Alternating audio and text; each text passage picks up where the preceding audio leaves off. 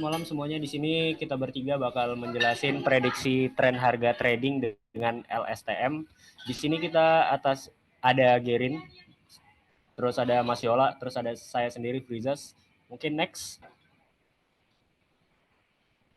Nah, apa sih background dari project kita? Nah, yang pertama itu tingginya volatilitas dan market noise atau pergerakan harga BTC dan USDT yang sangat fluktuatif menyulitkan trader dalam membedakan antara tren real dan fluktuasi sesaat. Terus yang kedua ada kelemahan pengambilan keputusan berbasis feeling. Trading yang mengandalkan intuisi atau emosi cenderung tidak konsisten dan rentan terhadap risiko atau kerugian besar. Yang ketiga itu ada kebutuhan solusi sistematis yang yaitu diperlukan sebuah sistem berbasis data untuk mendeteksi arah tren pasar secara objektif dan terukur. Mungkin boleh di next. Nah, project goals-nya itu ada tiga. Yang pertama klasifikasi tren pasar, prediksi 5 candle ke depan, dan validasi monitoring. Aku bakal jelasin satu-satu. Yang pertama itu klasifikasi tren pasar. Yaitu dapat melakukan klasifikasi tren pasar mulai dari down, up, dan sideways atau netral. Terus prediksi 5 candle ke depan itu dapat melakukan prediksi pergerakan pasar sebanyak 5 candle untuk menangkap peluang jangka pendek. Dan yang terakhir itu ada validasi dan monitoring, yaitu menghasilkan confidence level prediksi, serta melakukan pengujian berdasarkan data historis dan real time. Seperti itu mungkin. Next. Nah, project library-nya itu ada 8. Kita pakai Matplotlib, Skype, CCXT atau Fetching Binance, terus NumPy, Joblib, TensorFlow, Pandas, dan Skitlearn. Next. Nah, next ada model pipeline. Model pipeline-nya itu terdiri dari 1, 2, 3, 4, 5, 6, yaitu fetching, labeling, pre-process, training, testing, dan evaluate. Mungkin next slide-nya itu bakal dijelasin oleh Mas Gerin ya. Dipersilakan Mas Gerin. Terima kasih kepada Mas Prizas yang udah ngejelasin mengenai proyek kami. Nah, di sini aku bakal ngejelasin arsitektur dari model yang kami gunakan. Jadi model ini menggunakan arsitektur RNN atau Stack Deep Recurrent Neural Network. Jadi algoritma utama yang digunakan dalam arsitektur ini adalah LSTM. Nah, algoritma ini dia bakal bekerja secara layering yang ditambahkan. Jadi algoritma ini bakal ditambahkan juga dengan layer dense untuk membantu kita dalam pengambilan keputusan akhirnya. Lalu setelah keputusan telah didapatkan di layer dense akan dinormalisasikan dengan algoritma softmax. Jadi angka 0 dan 1,0. Tujuan dari algoritma softmax ini adalah mengubah output yang bisa dibilang ini output dari layer dense-nya ini sangat apa ya? Gak bisa dibaca manusia gitu. Jadi karena itu dia perlu dinormalisasikan menggunakan algoritma softmax. Jadi 0 dan 1 ini sebagai representasi dari persentase gitu. Jadi 0% sampai 100% gitu. Oke, lanjut dulu. Nah, di sini adalah penjelasan mengenai LSTM algoritmanya. Jadi LSTM itu dia memproses data secara sekuensial melalui mekanisme gerbang yang berfungsi untuk memfilter data baru, memperbarui memori jangka panjang, dan menghasilkan output bagi sel selanjutnya. Karakteristik ini menjadikan LSTM sebagai pilihan utama untuk kami mengolah data time series. Terkhususnya itu adalah sesuai studi kasus kami, yaitu adalah menangkap pola di tengah tingginya volatilitas harga pasar Bitcoin. Ya, lanjut.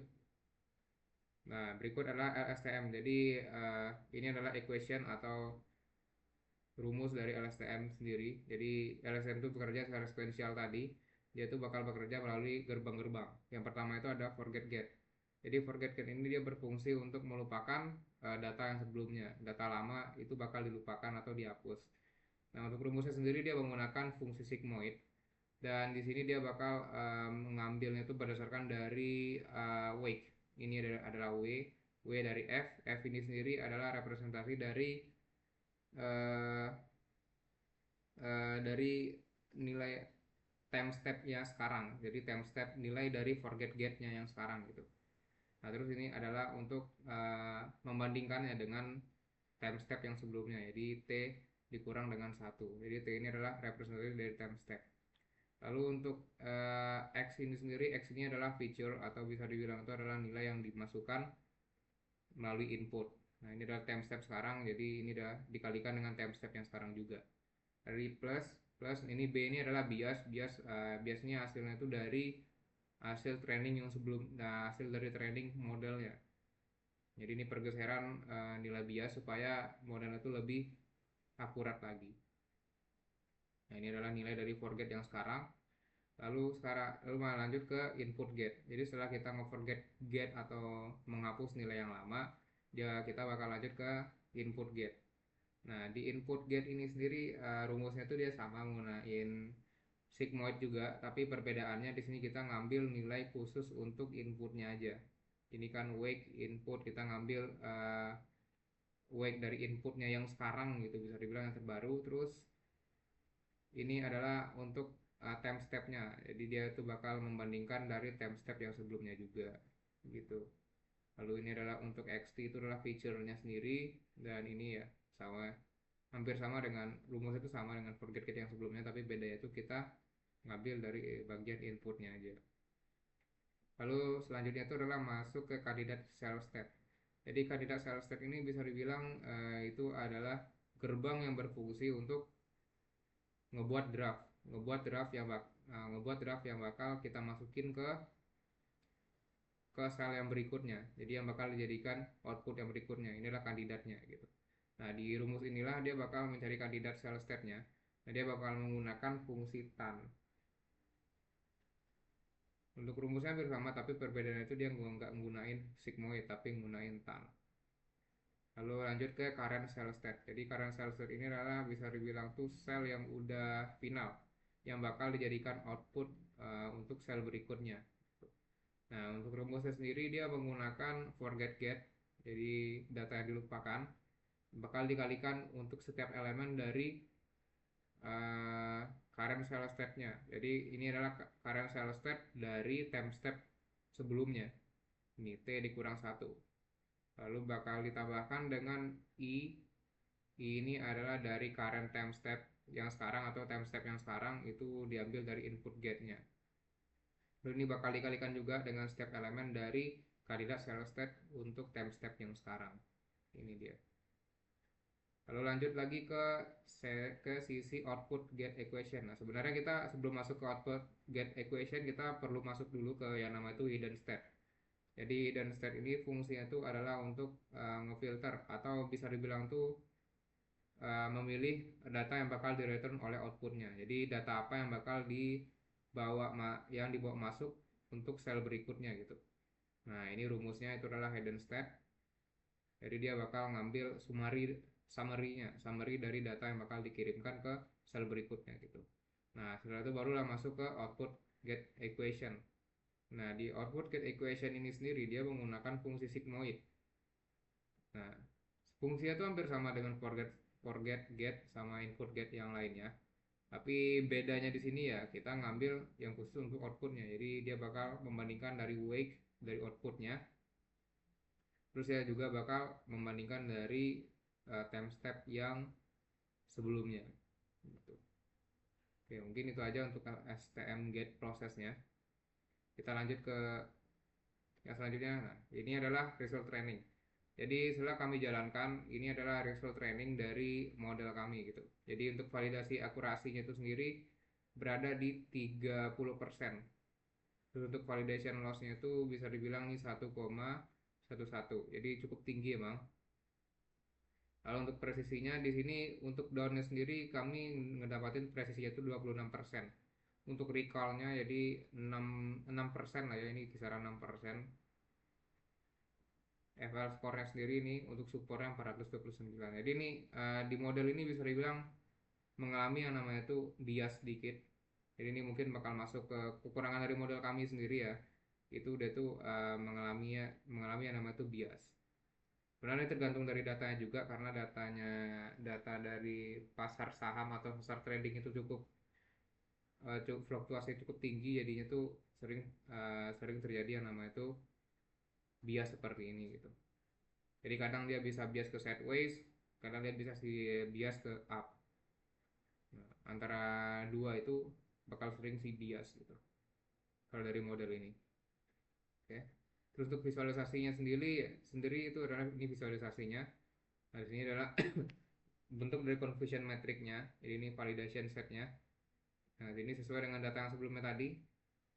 Di sini yang paling yang bakal jadi apa ya, yang bias di sini up-nya, di bagian up-nya sendiri sini. Tuh ini persenannya cukup tinggi untuk set waste-nya sendiri. Nah, ini dia. Kisaran 20%.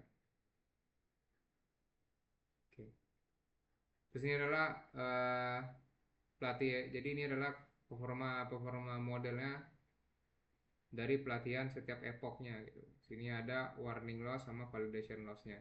Di untuk loss per epochnya ini bisa dibilang validasi loss-nya itu cukup tinggi ya. Sama training loss-nya itu di sini cukup kurang. Jadi lumayan lumayan tidak terlalu ekstrim banget, tapi cukup ekstrim sih sebenarnya. Kalau ini untuk akurasi ketika training dia cukup tinggi ya. Dia mungkin bakal mengabarkan karena bias mungkin ya, dari datanya itu yang cukup bias. Terus untuk ini adalah untuk validasi akurasinya. Untuk validasi akurasinya itu dia berada di bawah rata-rata atau di bawah dari 33% yang udah ditetapkan. Oke. Oke, mungkin untuk penjelasan mengenai modelnya cukup sampai di sini aja. Mungkin demo bakal dilanjutkan oleh Mas Yolandra. Mendemokan dari program atau model kami. Pertama mungkin kita perlu masuk ke environment-nya dulu. Jadi my env,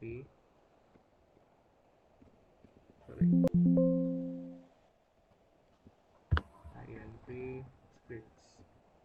Jadi kita masuk ke virtual environment-nya dulu. Nah, setelah kita masuk ke virtual environment-nya, kita bakal menjalankan trainnya dulu. Kita bakal nge-train programnya terlebih dahulu. Yang nge-trainnya itu adalah Python terus train.py. Nah, ini bakal masuk ke proses trainnya.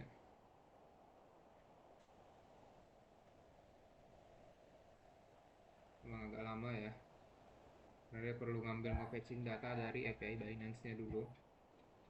Jadi sini data itu kami crawler. Jadi setiap kita nge-train modelnya itu dia bakal ngambil data baru. Oke, tunggu dulu.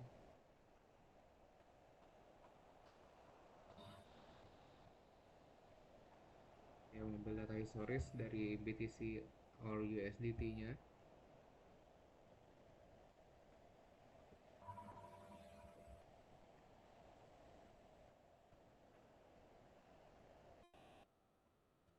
Oh iya, untuk apa ya sendiri untuk modal kami di sini untuk config-nya mungkin saya bakal sekalian ngejelasin config-nya ya.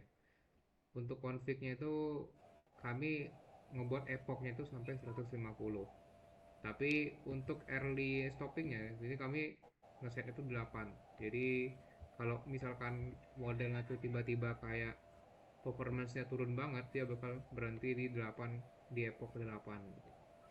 Untuk learning rate-nya sendiri kami ngebuatnya itu udah 0,001 ini gitu. Dan ini adalah untuk LSTM unitsnya. Sini kami untuk LSTM unitsnya atau layernya itu untuk layer awal itu 96, lalu 40, 48 atau 40 lah ini, lalu 24. Oh maaf, di sini sepertinya error karena aku belum ngidupin yang namanya itu VPN. Jadi sini harus pakai VPN, harus pakai VPN karena emang API Binance itu sendiri tuh keblokir di region Indonesia. Jadi kita memang perlu Ya, tidak resmi di Indonesia. ya resmi di Indonesia, kita memang perlu pindah ke negara lain. Sini Jepang, Yes, ke Jepang terusnya udah aman, kita bakal train lagi datanya. Oh my god, sebenarnya agak lama. Oh ya, terus ini ada model dir-nya, ada direktorinya. Sini adalah model. Jadi ini adalah untuk direktori modelnya. Jadi modelnya bakal disimpan di direktori model gitu. Kayak file kerasnya terus sama file PKN-nya bakal diletakin di direktori model. Lalu sini ada data dir, ini data ya, data terus ada lognya. Data itu sendiri ini adalah tempat penyimpanan dataset. Ini ada historinya. Jadi kita nge-crawler lalu kita bakal bikin datasetnya ke dalam folder data ini. Gitu. Oke, mungkin tunggu sebentar. Oke, ini dia udah mulai epoch kedua.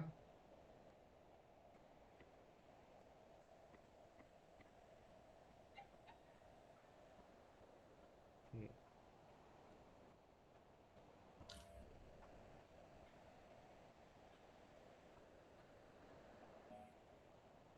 Ini data fetchernya ya. Ini adalah untuk crawler data atau nge-fetching data dari API Binance-nya.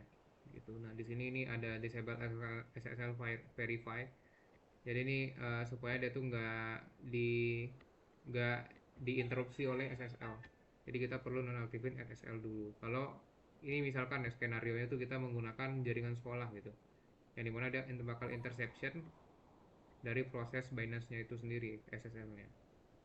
Nah ini penting ya SSL ini, jadi jangan asal di disable aja, tapi ini untuk kemungkinan yang worst case-nya. Jadi worst case-nya, nah, di sini adalah get exchange.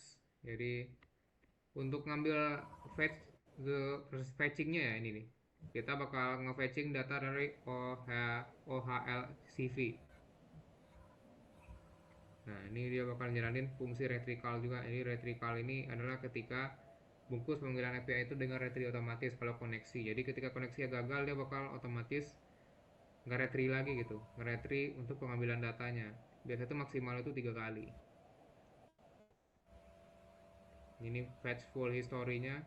Ini adalah karena exchange-nya. Karena exchange-nya itu biasanya itu atau Binance-nya itu bakal ngebatasin kita ngambil data itu, limit itu adalah 1000 gitu. Nah, jadi di sini kita bakal nge-bypass-nya gitu. Nge-bypass itu gimana caranya? Itu adalah ngelakuin perulangan. Nah, jadi di perulangan ini dia bakal ngulang lagi setelah 1000. Setelah kita dapetin 1000, limit 1000, dia bakal ngulangin lagi.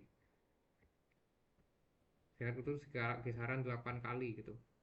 Sampai untuk datasetnya itu mencapai ukuran itu 8000. Nah, sini untuk datasetnya sendiri ini cukup cukup gede, tapi untuk deep learning nih mungkin masih terlalu kecil. Nah, ini ada 8000 data. Nah, ini diambil semua itu dari API Binance tadi. Nah, ini udah sampai ke epoch 14. Banyak banget epochnya. Tunggu dulu. Ya, Oke. Lalu kita lanjut ke data fetchers. Dari data fetchers kita bakal lanjut ke datasetnya nih. Ini sekalian kita nunggu untuk proses trainingnya. Nah ini adalah bisa dibilang nih kita bakal ngaturin labeling ya, labeling data yang udah kita dapetin dari fetchernya tadi. Nah di proses inilah kita bakal ngebuat ini history 1H CCV-nya ini. Nah ini adalah proses labelingnya. Nah ini adalah foto feature column, jadi feature column yang bakal kita ambil gitu. Sini kita bakal menggunakan algoritma itu ATR.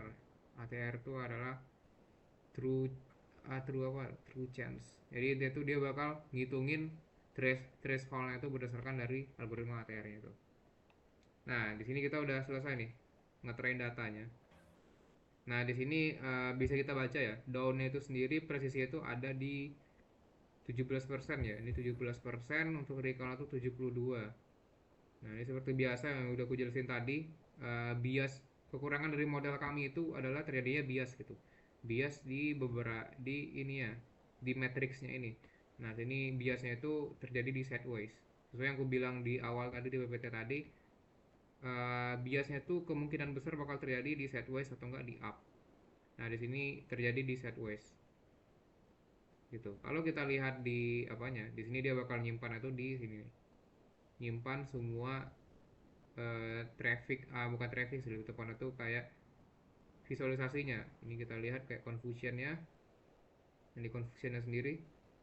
Nah, oh bukan, maaf, ini terjadi di up ternyata ya. hmm? Kita lihat dulu ya, ini dia. Kita lihat dulu di training curve-nya. Ini training curve-nya untuk akurasinya, untuk epoch ke-16 dia udah sedikit membaik nih untuk untuk validasi akurasinya. Terus untuk training akurasinya sini dia meningkat, cukup fluktuatif. Di sini kayak dari sini dia langsung terjun bebas ke 0,35, lalu dia naik-naik lagi secara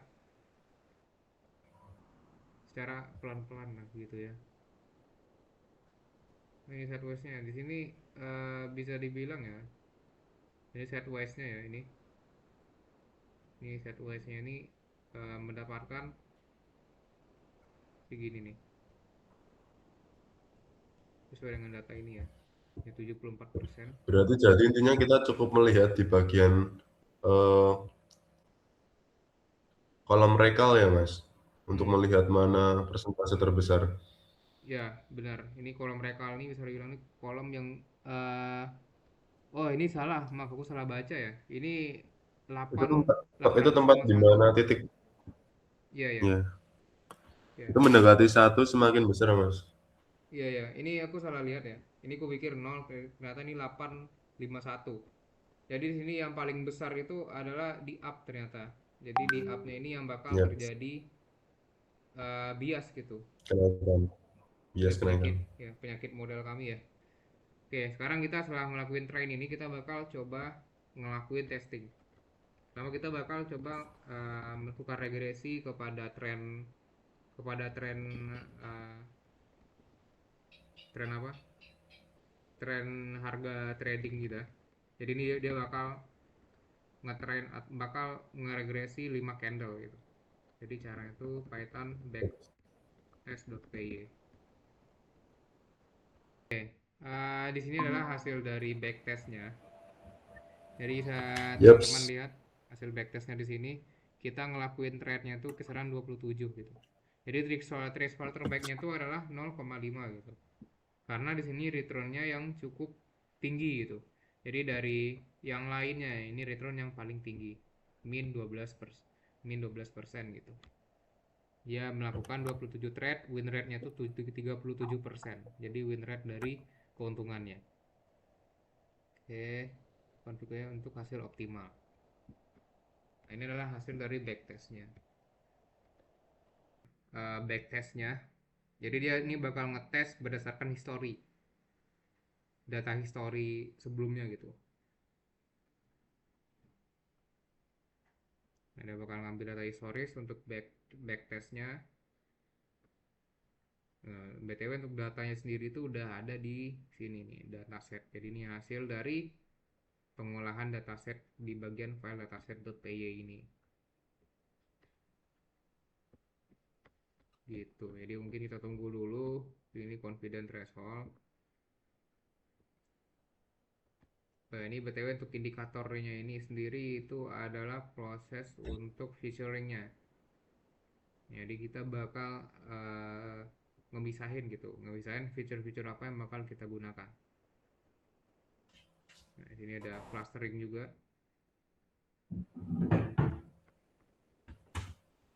Ini kita tunggu dulu ya. Yang bakal lama untuk prosesnya.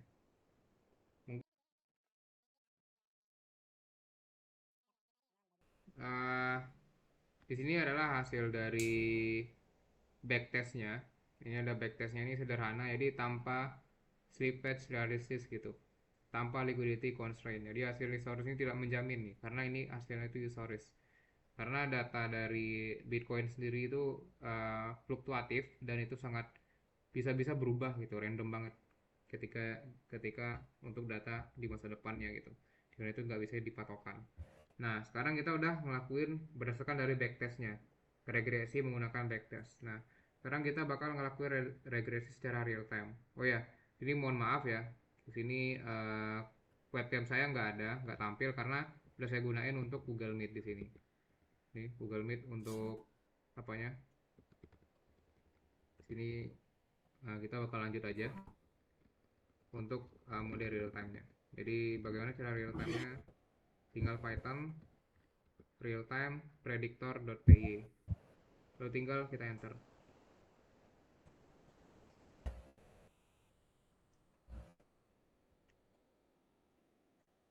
Nah, mungkin ini kita tunggu sebentar. Nah, jadi real time mode ini fungsinya itu adalah untuk melihat gitu saran dari AI-nya, saran dari modelnya. Apakah harus kita hold, kita jual, atau kita buy gitu. Nah, ini lihat di sini harga saat ini segini 6.000 ya. Ini dolar BTW ya. 64.000 ya 64.000. Di sini prediksi trennya itu up. Jadi confidence-nya itu 44%, probabilitasnya itu adalah down, sideways-nya itu 21% dan up itu 44%. Nah, ini probabilitas yang udah kita lihat sebelumnya. Nah, terus support terdekatnya segini nih. Resistance terdekatnya terus untuk rekomendasinya itu adalah long atau buy. Model prediksi tren naik dengan confidence 44% itu. Market sedang trending. Sinyal lebih dipercaya. Entry ideal di dekat support itu, strength. Stop loss di bawah support tersebut. Target take profit di resisten terdekat. Nah, di sini model itu sendiri ngasih kita saran untuk nge-buy. Rekomendasi buy. Ya, untuk merekomendasinya buy. Ya. Nah, mungkin untuk tesnya itu aja sih. Jadi tadi kita udah ngelakuin tes backtest serta udah melakukan tes secara real time. Yap. Nah, Yap. mungkin itu aja dari model kami sendiri untuk model kami. Mungkin kalau ada kekurangan kami mohon maaf karena ini modelnya sendiri udah cukup banyak kekurangan ya. Dimulai dari bias dari matriksnya, sideways serta apanya. Jadi kami ucapin terima kasih. Sekian presentasi dari kami. Assalamualaikum warahmatullahi wabarakatuh.